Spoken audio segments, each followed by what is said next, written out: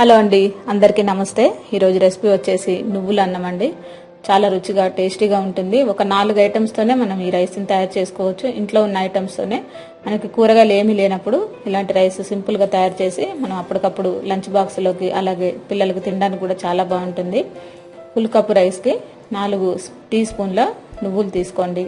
ఈ నువ్వులు కూడా దోరగా ఫ్రై చేసుకోండి. ఈ కాల్షియం బాగా అందుతుందండి పిల్లలకు కూడా ఈ నువ్వుల ద్వారా. అందుకని మనం అప్పుడప్పుడు ఈ నువ్వుల రైస్ కూడా తయారు చేసి పిల్లలకి ఇస్తే చాలా మంచిది. పెద్దవాళ్ళకైనా చాలా బాగా పనిచేస్తుంది. ఇప్పుడు మీరు ఒక 2 స్పూన్ల ఆయిల్ వేసుకొని ఒక 4-5 ఎండుమిర్చి దీంట్లో వేసేసుకొని అలాగే 1 స్పూను శనగపప్పు కూడా దీంట్లో వేసేసుకొని దోరగా ఫ్రై చేసుకోండి మాడకుండా. ఇవి కొంచెం ఫ్రై అయిన తర్వాత ఇప్పుడు ఎండుమిర్చి శనగపప్పు మనం ముందుగా వేయించుకున్న నువ్వులు అలాగే ఇంగు కూడా దీంట్లో వేసేసుకోండి. ఈ 4 ఐటమ్స్ అయితే చాలా అండి. ఈ రైస్కి ఈజీగా రెడీ చేసుకోవచ్చు, త్వరగా అయిపోతుంది. ఇప్పుడు మీరు ఈ 4 ఐటమ్స్ని కూడా కచ్చాపచ్చాగా మిక్సీ పట్టుకోవాలి. నువ్వులు, ఎండుమిర్చి, శనగపప్పు ఇవన్నిటిని కూడా కొంచెం ఉప్పు వేసి మిక్సీ వేసుకోండి. లేదంటే మీరు రైస్లో అయినా ఉప్పు వేసుకోవచ్చు. ఇవి ఎండుమిర్చి వేగగానే తీసేయండి. మాడితే మనకి కొంచెం అన్నం బ్లాక్గా వస్తుంది. అందుకనే ఎండుమిర్చి దోరగా ఫ్రై చేసుకోండి. ఇప్పుడు మీరు రైస్ పుల్లలుగా వండుకున్న రైస్ ఈ మిగిలిన ఆయిల్లో దీంట్లో వేసేసుకోండి. కావాలంటే మీరు నెయ్యితో కూడా దీన్ని రెడీ చేసుకోవచ్చండి.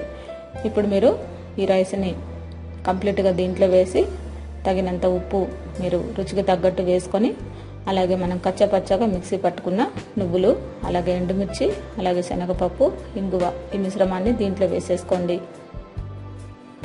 అంతేనండి, చాలా సింపుల్.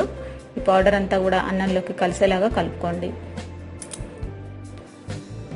మనకి ఏమాత్రం కూడా పులుపు నిమ్మరసం అలాంటి ఏం అవసరం లేదండి. దీంట్లోకి ఇలాగే డైరెక్ట్గా మనం తినొచ్చు కూడా, చాలా బాగుంటుంది.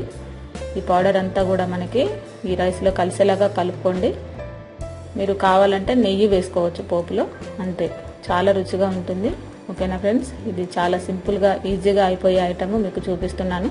మీ అందరికి కూడా ఈ హెల్త్ కూడా చాలా మంచిది ఈ నువ్వులు అన్నవి. ఓకేనా ఫ్రెండ్స్, మీరందరూ ఒకసారి ట్రై చేసి చూడండి. చాలా బాగుంటుంది, చాలా టేస్టీగా ఉంటుంది, చాలా రుచిగా ఉంటుంది. ఒకసారి ట్రై చేసి చూడండి ఫ్రెండ్స్, చాలా బాగుంటుంది. ఓకేనా అండి, మీ అందరికీ కనుక ఈ రెసిపీ నచ్చినట్లయితే లైక్ చేయండి, షేర్ చేయండి, సబ్స్క్రైబ్ చేయండి. అందరికీ థ్యాంక్ యూ అండి.